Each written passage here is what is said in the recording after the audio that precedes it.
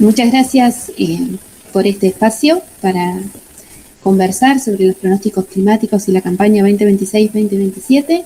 Mi nombre es Ana Bingeyer, soy ingeniera agrónoma y trabajo en la Estación Experimental de INTA Paraná. Un poco lo que quería comentar hoy es acerca de todo esto que se está hablando, del desarrollo de un fenómeno El Niño que podría tener gran impacto durante lo que es la primavera, verano de este año, y este fenómeno que tiene repercusiones climáticas es un proceso de calentamiento, en el caso de la fase Niño, de las aguas que se encuentran en el Pacífico ecuatorial, ¿sí? En la región que tiene más influencia para nosotros sería la región del 3.4. Y lo que se monitorea es cómo va cambiando la temperatura del Pacífico. Acá podemos ver las distintas regiones en el panel de la izquierda y se puede observar que desde noviembre-diciembre en la región 4 y tuvimos una fase de enfriamiento importante en la mitad del año pasado en adelante, pero desde enero tuvimos una fase de calentamiento en esta región 3.4, como también en la región 3 y en la 1+2, que fueron como más abruptas, y esos calentamientos de las aguas del Pacífico tienen un impacto directo en el clima en la región pampeana. En este momento, es importante remarcarlo, esa diferencia de temperatura, ese estado de calentamiento se encuentra en un valor positivo de 0,5 y cuando los valores de la anomalía para esta región 3.4 se encuentran entre menos 0,5 y más 0,5 grados, se considera que es una fase neutral. Es decir, que no produciría mayores impactos en las precipitaciones y las temperaturas en nuestra región.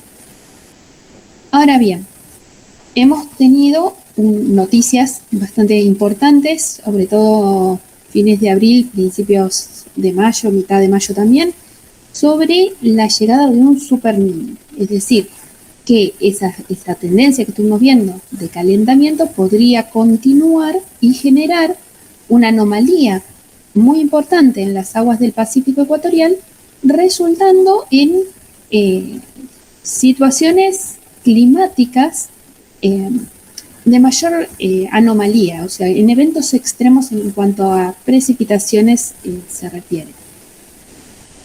Y esto fue en concordancia con eventos de elevada pluviometría en abril.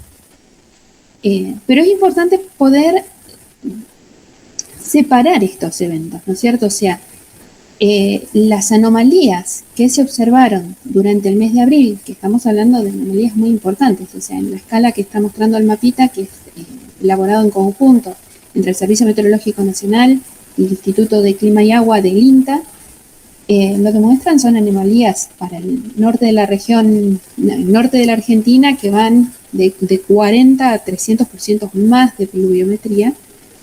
¿Tiene algo de relación con este cambio en la tendencia de que estaba pasando con las aguas del Pacífico ecuatorial? Pero también están relacionados a otros forzantes climáticos que estuvieron activos durante ese mes y durante el mes de febrero-marzo también, la oscilación de Madel-Julian, que genera tormentas importantes, genera anomalías en las precipitaciones importantes cuando está activa y genera clima más seco cuando se encuentra inactivo.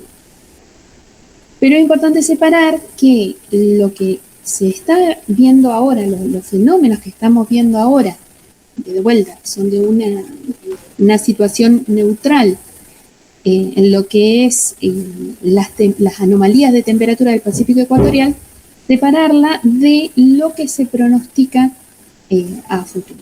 Entonces, también cada uno de estas situaciones, tanto las pasadas como las proyecciones futuras, van a tener un impacto importante sobre lo que es la campaña 2026-2027.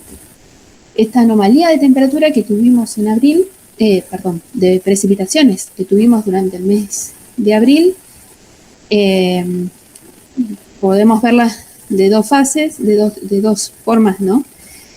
Por un lado es la cantidad de precipitación y su intensidad, que en algunos casos favorece situaciones de anegamiento, de inundaciones, complica las actividades en el campo, y por otro lado resulta en la recarga del perfil hídrico, en lo que fue la cosecha, principalmente de lo que fue soja y maíz.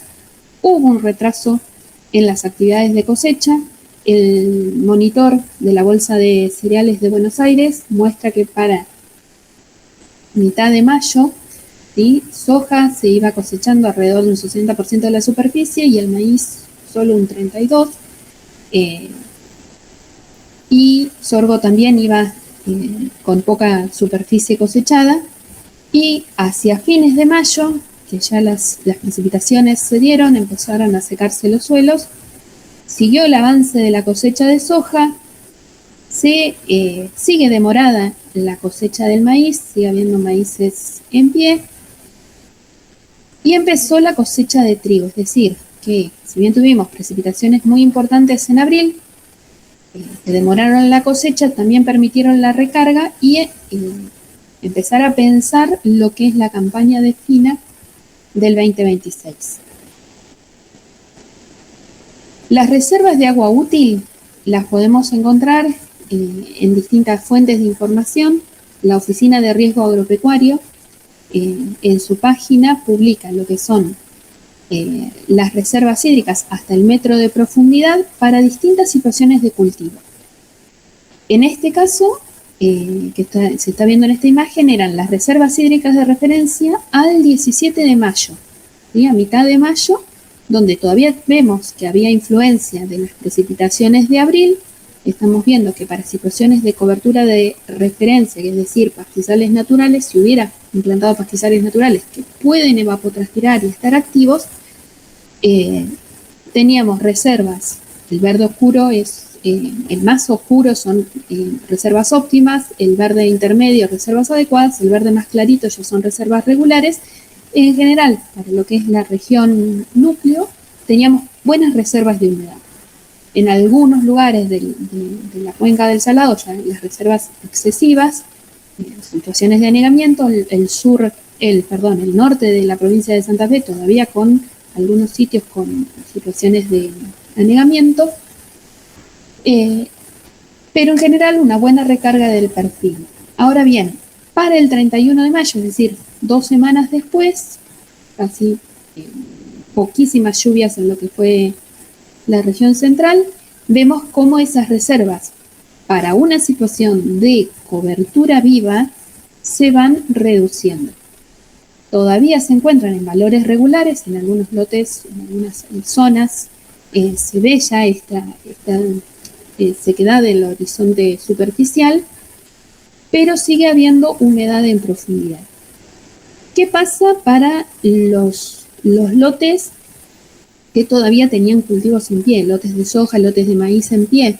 Es posible que estas reservas que estamos viendo acá estén por debajo, es decir, que esos lotes con cultivos en pie o que se estuvieron cosechando en las últimas 2 semanas presenten niveles de humedad más elevados, porque no tenían vegetación viva. Esto también, estos valores así más deprimidos de humedad, podrían ser también lotes de maíz que sí fueron cosechados tempranamente, pero que o se enmalezaron o presentaron gran cantidad de maíz guacho, en donde hubo un trabajo del maíz guacho en tomar parte de esas reservas y secar un poco esos suelos. Otra cuestión muy importante de esta época del año es la presencia de heladas.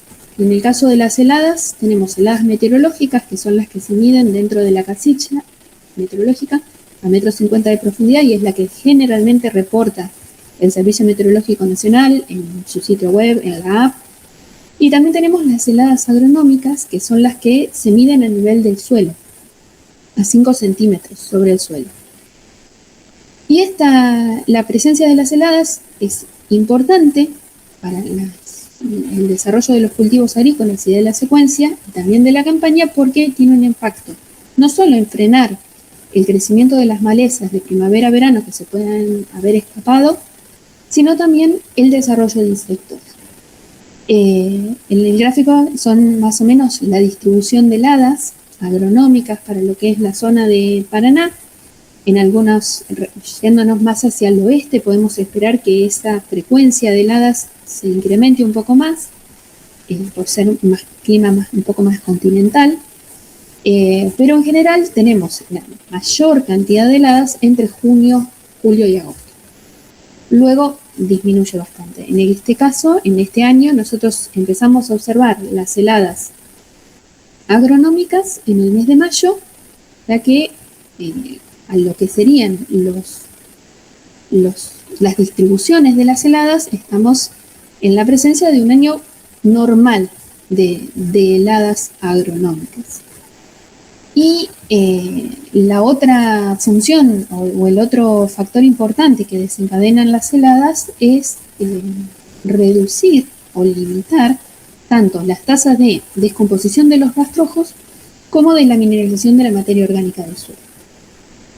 La creación de estas situaciones más frescas permite que no tengamos una gran liberación de nutrientes, lo cual está bastante asociado a que tampoco tenemos cultivos que estén creciendo de forma exponencial en esta época. O sea, estas tasas de crecimiento de los cultivos también se ven reducidas por las bajas temperaturas, entonces hay una sincronización entre la oferta de nutrientes y el crecimiento de los cultivos. Ahora bien, a la hora de planificar y de pensar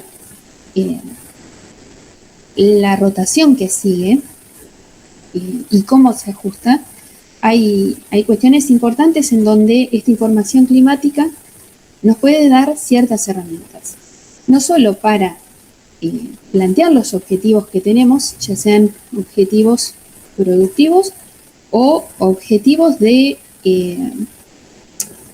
cuidado de los recursos, de cuidado del suelo, de prepararse para optimizar el uso de fertilizantes o el uso de los nutrientes del suelo, optimizar la disponibilidad de agua, ver cómo ajustar mejor los momentos de cosecha con las condiciones climáticas y sobre todo ahí empezar a contemplar los escenarios, ¿no? Esta información climática nos permite empezar a pensar en el caso de pronósticos de mediano o largo plazo, cómo podemos anticiparnos a algunas situaciones que podrían repetirse en el tiempo, como por ejemplo este otoño que hemos tenido, este abril lluvioso. Y también es importante, desde la cuestión climática, empezar a priorizar lo que es la adaptabilidad. Estamos en situaciones climáticas donde los eventos extremos pasan a ser, en vez de algo irregular, de algo ocasional, a empezar a presentarse de forma más frecuente. Entonces necesitamos generar a través de la planificación herramientas que nos permitan adaptarse, no cosas completamente inalterables, sino que nos permitan ir sorteando e ir adaptándonos a las cuestiones climáticas. Y los pronósticos con la tecnología y con toda la información disponible se van actualizando de manera periódica, entonces se pueden ir haciendo pequeños ajustes en el manejo o en la priorización de las actividades. En lo que es el corto plazo, tanto el Servicio Meteorológico Nacional, que tiene un apartado para el campo, como el boletín que publica el Instituto de Clima y Agua, el Agromet, que tiene su QR aquí abajo por si les interesa suscribirse al canal de WhatsApp, donde todas las semanas se va actualizando y se genera a fin de la semana se genera también una actualización de esos pronósticos. Van haciendo una proyección de 2 semanas de lo que podemos esperar en materia de lluvias y temperaturas. para planificar actividades.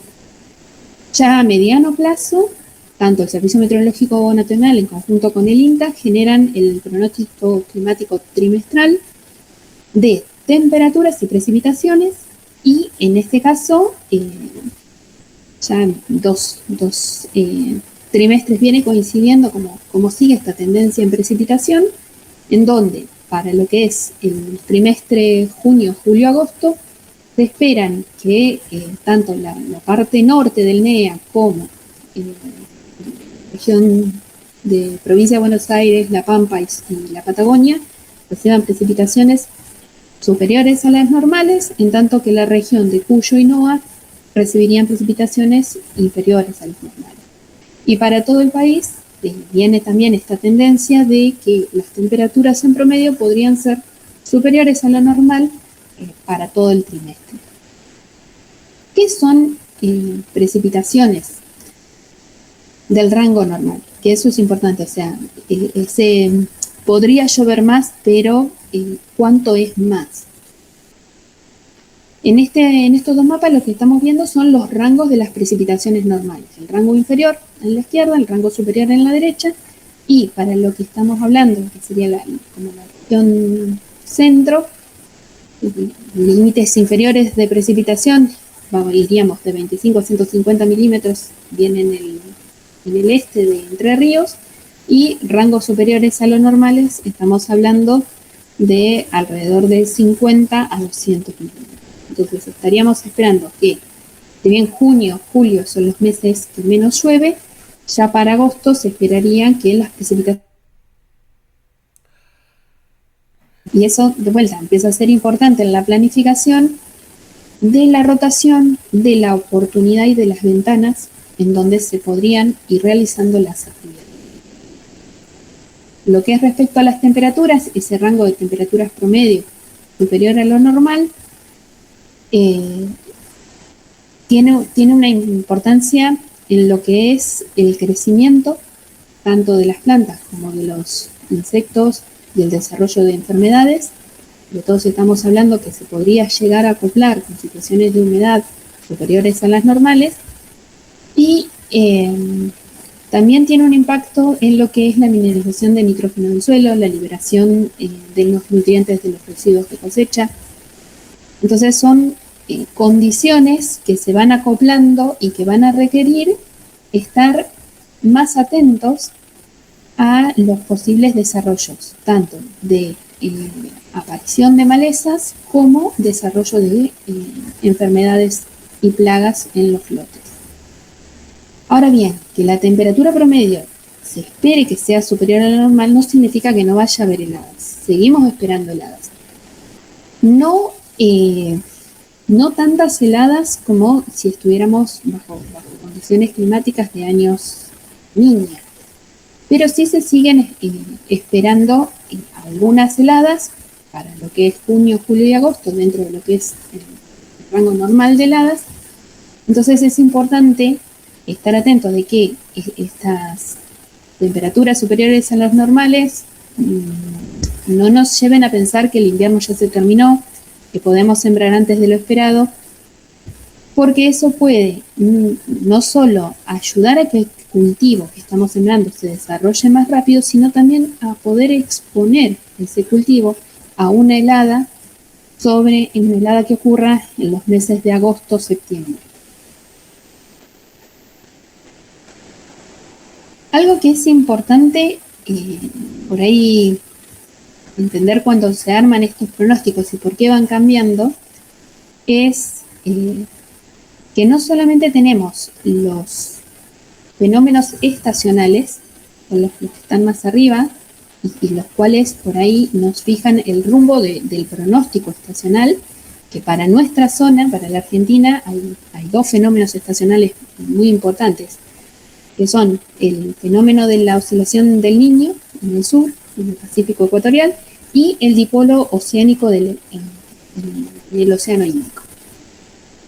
Estos dos fenómenos pueden acoplarse o no, puede estar uno presente y el otro no, una fase activa, una fase neutral, pero cualquiera de ellos en una fase activa desarrolla precipitaciones. En el caso del fenómeno del Niño, que vamos a ver después, hay probabilidades. Ahora este es el último monitoreo subestacional publicado, pero la información que está disponible indica que ya el desarrollo de una fase del Niño en el próximo trimestre, es decir, julio, agosto, septiembre, ya superó el 80%, sería un evento de precipitaciones durante la primavera y el verano. Para la fase para el dipolo oceánico, el dipolo del Océano Índico, se prevé que continúe en condiciones neutrales, y todavía de los que son los fenómenos subestacionales, es decir, aquellos que no tienen un impacto sobre todos los 3 meses, sino que es más específico, más cortito su impacto y además llega más rápido, tenemos una fase inactiva, que es la Madeleine-Julian, y 2 fases neutrales. Si bien están inactivas, el monitoreo de esta oscilación Madeleine-Julian es importante, porque en nuestra región, cuando esta fase pasa a ser activa, si tenemos un acople atmosférico, oceánico del Niño y una fase Madeleine-Julian positiva, puede ocurrir que si estamos ante una fase del Niño, ese Niño sea muchísimo más fuerte, con tormentas más importantes y vientos. O sea, situaciones de vientos fuertes, vientos destructivos, tormentas intensas con granizo. Y en cambio, si se encuentra en una fase niña, el fenómeno de Lennox y la oscilación de Madeleine-Julian está activa, hace que esa niña sea más moderada. Entonces, ¿cómo juegan estos fenómenos subestacionales con el monitoreo climático estacional?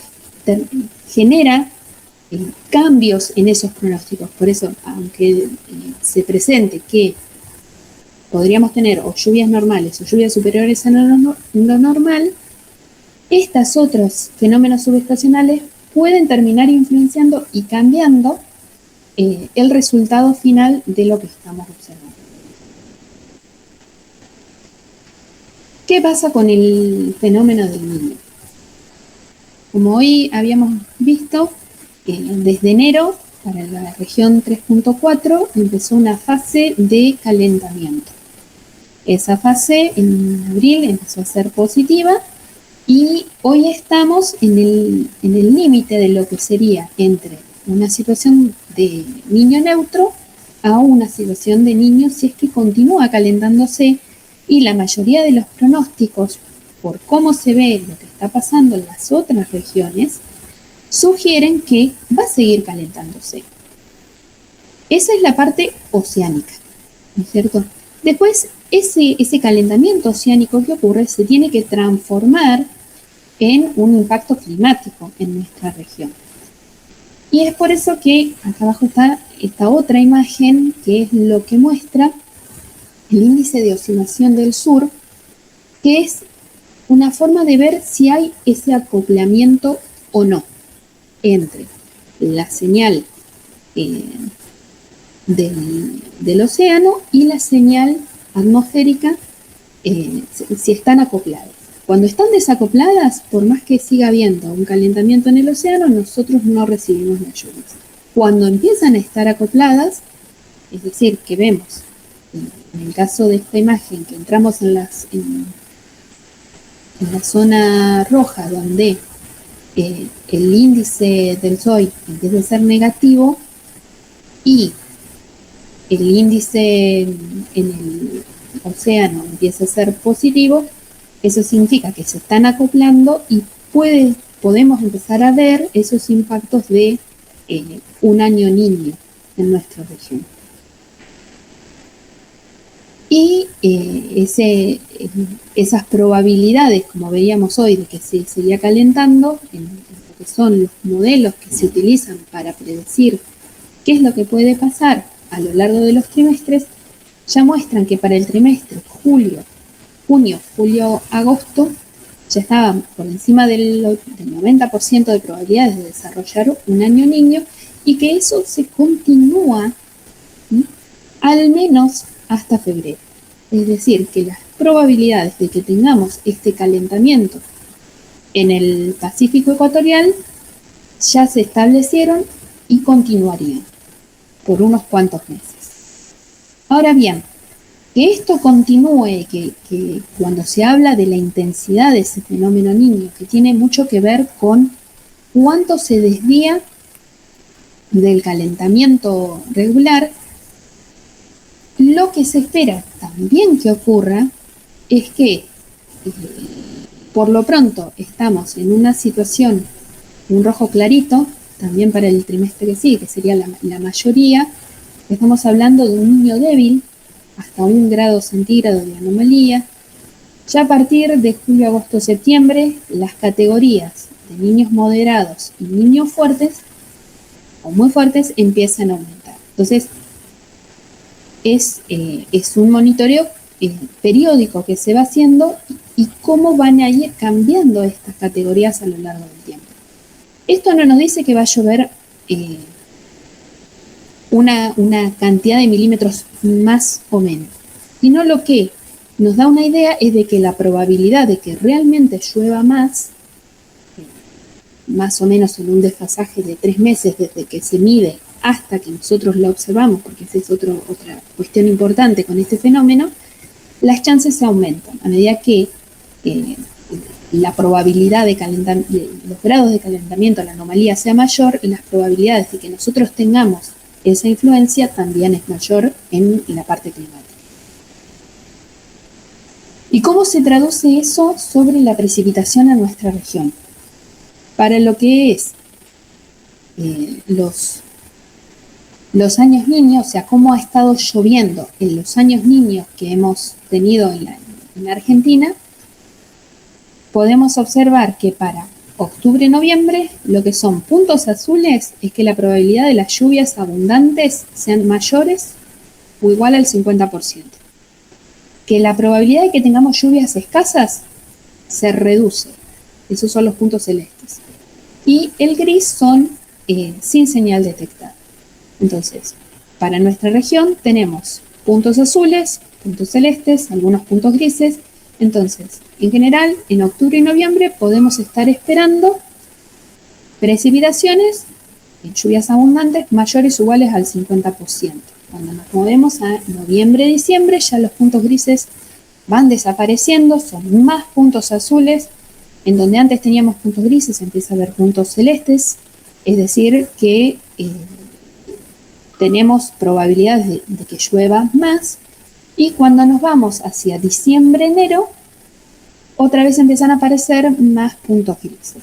Es decir, que para lo que sería la primavera-verano, este desarrollo del impacto del Niño en nuestra zona lo estaríamos empezando a ver, si bien un poco en la primavera y dependiendo del acople con los otros subsistemas, lo estaríamos viendo como efecto del Niño en lo que son octubre, noviembre, diciembre. Ya enero no tanto, lo cual tiene relación y coincide con la fase seca que solemos ver en fines de diciembre hasta mitad 20 de enero para nuestra región.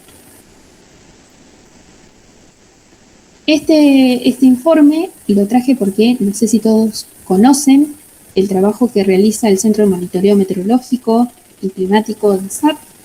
Ellos elaboran informes periódicos, en este caso era un informe semestral de la situación meteorológica de mayo a noviembre, y utilizan estas mismas informaciones, los datos climáticos, las proyecciones a futuro, las señales de intensidad del Niño para elaborar potenciales mapas de precipitación.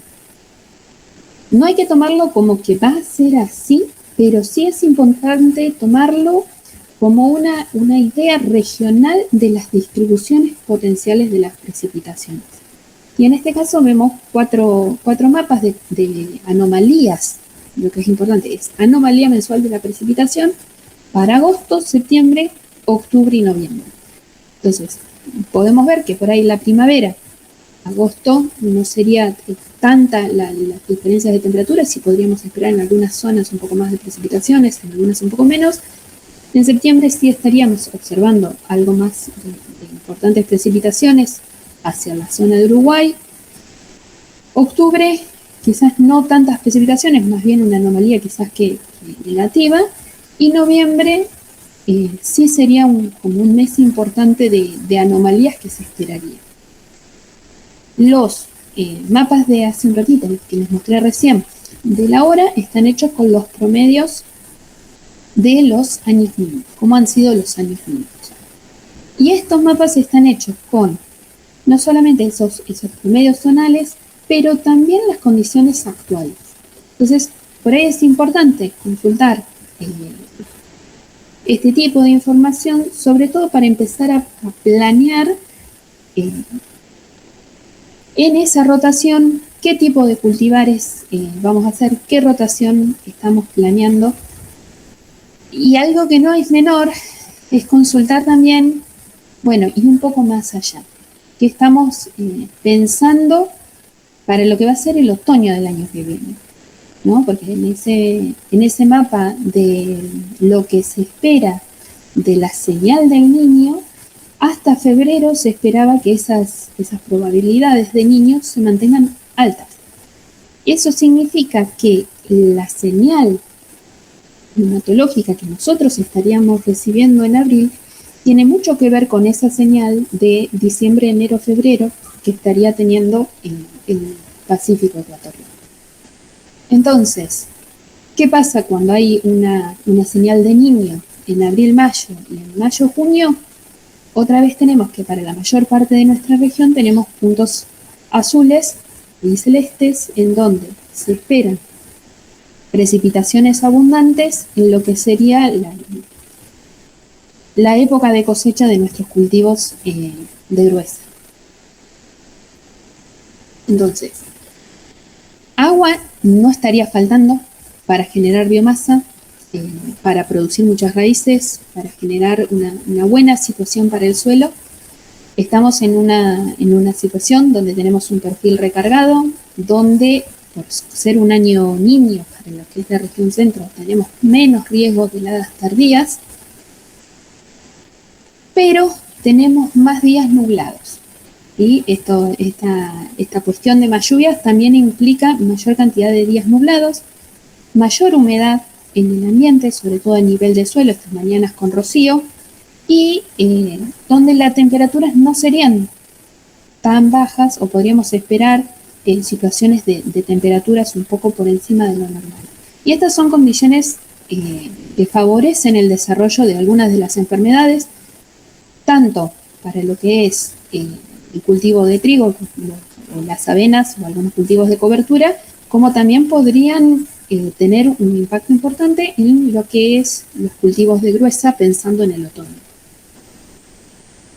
También tenemos una situación de perfil recargado, o sea que tenemos buena humedad, y si se dan estas condiciones de temperatura podríamos tener mineralización de nitrógeno, así que tenemos que pensar cómo vamos a aprovechar esa mineralización de nitrógeno para retenerla en el suelo o mantenerla con un cultivo para que ese nitrógeno no se pierda. Y algo importante que hay que empezar a pensar es que en la situación climática lo que nos plantea también un poco más de lluvia en la primavera, pero es el cómo sería esa lluvia. En general, las primaveras y los otoños son las épocas del año en donde en nuestra región tenemos lluvias intensas. Sería esperable o sería razonable pensar que ante una situación de precipitaciones por encima de lo normal, las lluvias intensas no vayan a ser la excepción y tengamos lluvias intensas en más frecuencia o en mayor intensidad. Y esto podría llevar a anegamientos temporarios. Entonces, en ese panorama es muy importante planear las ventanas de siembra y cosecha de los distintos cultivos que tenemos para nuestra rotación. Respecto a cuidar los recursos, hablábamos recién de aprovechar el nitrógeno que se mineraliza. Sabemos que para producir una tonelada de trigo en cultivo de fina necesitamos absorber entre 30 y 35 kilogramos de nitrógeno, y a eso le ponemos una eficiencia del 60%, Es decir, necesitamos 50-55 kilos de nitrógeno en el suelo para producir 1 tonelada de trigo por hectárea. Parte de ese nitrógeno puede venir del suelo, parte de ese nitrógeno del fertilizante.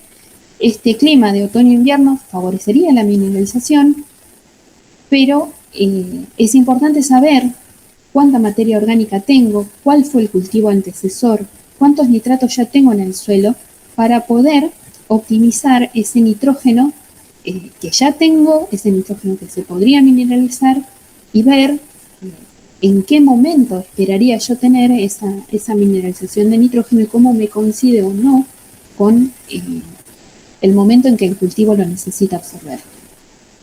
Respecto a la cuestión de cuidar los recursos y las lluvias intensas de primavera-otoño, este es un trabajo que realizó una colega de acá del Experimental de Paraná, en donde evaluó cómo ha ido cambiando el factor de erosividad de las lluvias a lo largo del tiempo, ¿no? Tenemos toda una serie que estuvo trabajando Nene Codromás de Rojas, y luego se le adicionaron los datos actuales desde el 2000 en adelante a esa serie de precipitaciones, y vemos que a lo largo del tiempo tenemos una tendencia que se incrementa la erosividad de las lluvias, y cuando vemos esa erosividad en valores mensuales, para lo que es 1950 hasta casi el 2000, en la fila que están los valores en negro, y luego comparado en los últimos 20 años lo que ha estado pasando, los valores en rojo son los meses en donde la erosividad aumentó en más de un 10%, los valores en azules en donde se redujo, en negro no hubo cambios. Vemos que en general los valores van en rojo, ¿no? Tanto en lo que es el otoño, ¿sí? Marzo, abril, sobre todo, mayo, se han incrementado muchísimo los valores de erosividad de las lluvias, lo cual está muy relacionado al incremento en las precipitaciones intensas y en la cantidad de precipitaciones que hemos recibido en esos meses en los últimos 20 años. Y también en lo que es noviembre-diciembre vemos que hay precipitaciones importantes. Un poco en agosto, en septiembre, si bien no vemos cambios, podemos ver cómo la erosividad de las lluvias es mínima en el invierno y se va incrementando hacia la primavera. Entonces, es importante tener en cuenta qué es lo que va a haber en los lotes, sobre todo hacia noviembre-diciembre, en la parte de abril-mayo, qué va a estar presente para proteger ese suelo. Y datos de acá de la Experimental de la Paraná, de las parcelas de escorrentía, nos dicen que con más de 15 milímetros por hora de precipitación, superamos la tasa de infiltración de lo que son los suelos de nuestra zona, suelos franco-voluminosos, franco-arcillosos, y ya con más de una lluvia que tenga más de 23 milímetros empezamos a ver escorrentía. Y dentro de las posibles rotaciones que tienen las parcelas, las rotaciones que tienen mayor ocupación, es decir, rotaciones de trigo, soja, maíz, 3 cultivos en 2 años, escurren entre 2 y 4 veces menos agua que las rotaciones más simples de soja continua o de soja y trigo. Y esas rotaciones más complejas pierden no solo menos suelo, entre 3 y 4 veces menos suelo, pero también entre 3 y 4 veces menos nitrógeno y menos fósforo. Es decir, que el agua que escurre no solamente es agua, sino que también es nutrientes y es tierra. Entonces, un poco volviendo a hacer hincapié en esto, tenemos pronósticos que nos indican que podría llover más en la primavera y en el otoño, y que esas lluvias podrían ser más intensas. Es importante pensar cuánta cobertura tengo para enfrentar esa situación de primavera y qué tipo de cobertura es, si me la puede barrer o no, si es una cobertura viva o simplemente rastrojo que está sobre la superficie. Y pensando también en el sistema de siembra del cultivo, que necesito mantener sobre la superficie del suelo entre un 40 o un 50% de rastrojo luego de la siembra.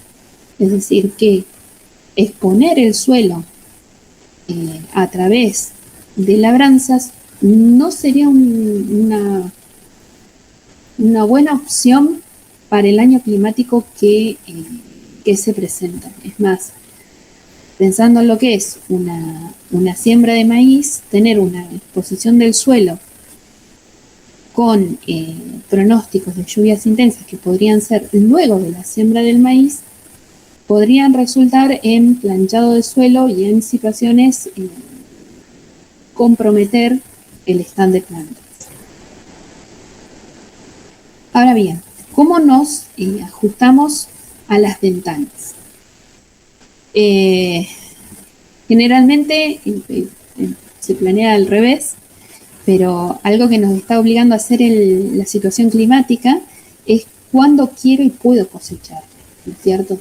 Tanto por la logística de cosecha y almacenamiento, la humedad con la que voy a cosechar, el estado del suelo, si voy a poder entrar o no. Y ahí empiezo a pensar cuándo quiero puedo sembrar. Y algo a tener en cuenta en este juego de cuándo colocar cada cultivo en el campo son las fases críticas de los cultivos y por el año que vamos a tener ante los anegamientos, ¿no? O sea, estamos pensando en una campaña que es posible que tenga más situaciones de anegamiento que de déficit de agua. La Oficina de Riesgo Agropecuario también nos da probabilidades de excesos hídricos para los periodos de cultivo, críticos de los cultivos. En este caso, para distintos trigos de siembra temprana como de siembra tardía, el periodo crítico de un anegamiento para este cultivo está hacia fin de llenado hasta la cosecha, en donde situaciones de anegamiento van a reducir la calidad de ese trigo, puede haber podredumbres, puede haber más desarrollo de hongos. Entonces, estos mapas nos muestran las probabilidades. Y lo que estamos viendo por los colores del mapa, ¿sí? A medida que vamos llegando a los colores claritos, las probabilidades aumentan. Si llegamos a los colores violetas, las probabilidades son muy altas de anegamiento. Para una siembra temprana o para unas siembras, les llama siembras tardías, pero serían ciclos cortos, las probabilidades de anegamientos están alrededor de un 10 los verdes oscuros y 20 a 30% los verdes más claros para nuestra zona. En el caso de lo que es maíz, ¿no? Siembras de agosto-septiembre contra las siembras de septiembre-octubre, estamos viendo que el periodo crítico de anegamiento ocurre luego de la siembra y a los estadios tempranos. Entonces acá empieza a tener mucha importancia el pronóstico de corto plazo, es decir, el que me permite saber cuáles van a ser las condiciones de precipitaciones a 2 semanas. ¿Para qué? Para no exponer el cultivo a una situación de planchado. O sea, si bien es importante aprovechar las ventanas de siembra, mirar muy bien cuáles son los niveles de precipitación o de lluvias que se esperan luego de que esté haciendo la plantación de cultivo. En el caso de maíces tardíos, plantaciones de diciembre y enero, sigue siendo el periodo crítico, luego de la siembra y en estadios tempranos. También hay algo de probabilidades de excesos hídricos, alrededor de un 40 a un 50%, sobre todo teniendo en cuenta si vamos a una situación de año libre. Para girasol, tanto en siembra temprana como siembra tardía, el periodo crítico es de fin de llenado a cosecha y las probabilidades de excesos hídricos no serían importantes. Cuando vamos a soja, probabilidad de exceso hídrico en fin de llenado a cosecha, si estamos planeando una soja de primera, las probabilidades están alrededor de un 20 a un 30%, 40%, pero cuando nos vamos a sojas de segunda, las probabilidades de excesos hídricos, es decir, que tenemos que humedad en abril, mayo, empiezan a aumentarse. Entonces, cuando puedo cosechar, puede ser un factor importante a la hora de decidir en la rotación el momento en que empiezo a pensar cuándo sembrar, cuándo realizar las actividades. Y respecto a la fecha de siembra, y esto es simplemente un ordenador de ideas, pero se hace también con otras cuestiones que tienen que ver con la parte económica también, y la disponibilidad de los lotes y el antecesor, empezar a ver, ¿no?, con estas probabilidades y ventanas críticas si la fecha de siembra que yo necesito es la que realmente me permite el cultivo anterior, y cómo puedo ir adaptando para tratar de esquivar, dependiendo del cultivo que estoy planeando hacer, tener una cosecha en un momento que va a ser complicado o no va a ser oportuno. Las opciones de intersiembra y de siembra sombreverde son cuestiones para pensar, para desarrollar. Hay productores que lo están haciendo, hay técnicos que lo están probando en distintos lugares de la región para tratar de anticipar la siembra y de esa manera también anticipar la cosecha y mantener un suelo seco. Si estuviéramos en una condición de suelos secos en donde las precipitaciones empiezan a ser escasas, quizás que no es la mejor opción. El largo del ciclo, los ensayos comparativos de rendimiento, los ensayos comparativos de sanidad son importantes. Consultar esta información es importante, ver cuáles se comportan mejor para tratar de, en función de lo que se espera de condiciones de humedad y temperatura, ver qué fenotipos me permitirían tener ventajas comparativas. También trabajar con la densidad de siembra y cuál va a ser la arquitectura del cultivo que estamos buscando, sobre todo en el caso de las hojas, si estamos pensando en que las chauchas, a partir de qué altura tengamos las chauchas, más que nada pensando en el momento de la cosecha, la estrategia de fertilización, pensando en que si bien algo de mineralización del suelo vamos a tener, es un año donde las condiciones de humedad van a ser buenas para generar rendimiento. Entonces, ¿cómo maximizar, cómo optimizar ese uso del fertilizante? Y la estrategia sanitaria, no solo pensarla a través de las intervenciones químicas, sino también empezar a pensarla más tempranamente desde la genética, desde protección de las semillas y de realizar los monitoreos. Es bueno saber que hay agua para esta campaña, es bueno saber que también vamos a tener ventanas donde poder realizar las actividades,